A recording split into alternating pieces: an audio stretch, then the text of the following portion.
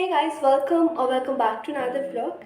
In today's video, I'm gonna tell you how you can ace your class 11th with simple tips and tricks. Starting the video with the very first and biggest question, is class 11th really hard? तो इस question का answer मैं दूंगी last में. पहले हम सारे subjects को एक और ओवरव्यू करेंगे, सारे एस्पेक्ट्स को कंक्लूड करके देखो ना सी कि सच में हार्ड है या फिर it's just a myth. So let's start with the subject. Typically commerce में 4 सब्जेक्ट होते हैं 11th में, जो कि accounts, English, eco and BST.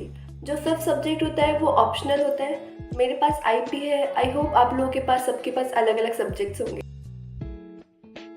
BST है वो बेसिकली समझने का भी और एट द एंड उसे रटना है. इकोनॉमिक्स में हमारे 2 पार्ट है, माइक्रो और स्टेट्स. जो माइक्रो है वो पूरी समझने पे है और स्टेट्स में स्टार्टिंग में थोड़ा बहुत थ्योरेटिकल है अबाउट ग्राफ वगैरह के बारे में और उसके बाद न्यूमेरिकल्स हैं. इंग्लिश जैसे थी वैसी है, मे बी थोड़ा सा आपको पेपर लेवल हाई मिलेगा 11th में. और जो अकाउंट्स है it's totally a new subject for you because हमें अकाउंट्स के बारे में कुछ नहीं पता होता. लाइक हम फर्स्ट टाइम ऐसा कोई सब्जेक्ट पढ़ने वाले हैं. सो बहुत सारे लोगों को लगता है कि accounts is really hard 11th में आके. But I am gonna tell you how you can make accounts a very easy subject for you, which I had applied in my class 11th. Okay, so let's come to the next question, how to study these subjects.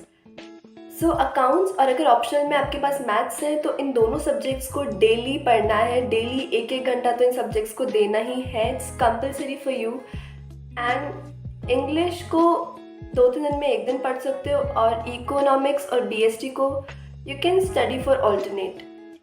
और अगर आपके पास accounts और eco ही है and optional में you have like IP और physical education, so daily आप अकाउंट्स और इको को 1-1 घंटा दे सकते हो. Okay, so the next question is there any need for coaching. वैसे तो यूट्यूब पे बहुत सारे अच्छे टीचर्स जो कि क्लैरिटी कॉन्सेप्ट के साथ पढ़ा रहे हैं, बट यू नो व्हाट, उसके लिए आपको डेडिकेशन चाहिए. डेली आपको पढ़ना ही पढ़ना है. तो but if you don't have that dedication like, तो आप ऑफलाइन कोचिंग भी ज्वाइन कर सकते हैं. लाइक अगर आपको चाहिए कोई आपको बैठ के पढ़ाए वैसा वाला सीन है तो you can take coaching. 11th में मैंने ली थी कोचिंग कॉज मैंने इतना यूट्यूब पे सर्च वगैरह नहीं किया था. बट इन 12th मैं खुद यूट्यूब से ही पढ़ रही हूँ and I would suggest there are very very nice teachers on YouTube. मैं कुछ चैनल्स को पिन भी कर दूँगी. Okay, so I am just gonna mention some special points here जो कि बहुत ज़रूरी है याद रखना पूरी 11th में, कि जो अकाउंट्स है उसे अंडरस्टैंड करना, उसे रटना मत, उसे अच्छे से समझना है. If you have a really, अगर एक भी डाउट है तो जस्ट क्लियर इट फ्रॉम जहाँ से भी अपने फ्रेंड से पूछ सकते हो. You can search on YouTube, you can ask your teacher in the school. जैसे भी आप लोग क्लियर कर सकते हो वैसे करना है, क्योंकि अकाउंट्स पूरा अंडरस्टैंडिंग पे बेस है. जितना ज़्यादा प्रैक्टिस करोगे अकाउंट्स की उतने ही अच्छे मार्क्स आएंगे अकाउंट्स में.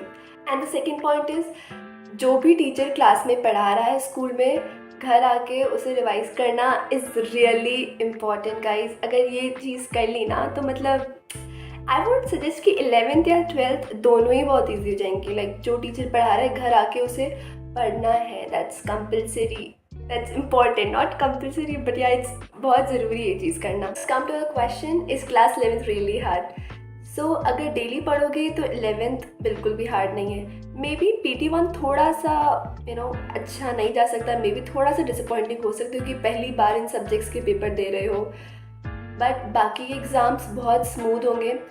अगर सब कुछ लास्ट में छोड़ा कि लास्ट में पढ़ लूँगा तो it won't be very good for you. और ये भी बताना चाहती हूँ मैं आप लोगों की 11th में जो कॉन्सेप्ट है वो सारे 12th में काम आएंगे. तो 11th को अच्छे से पढ़नी है. 11th is base for you guys.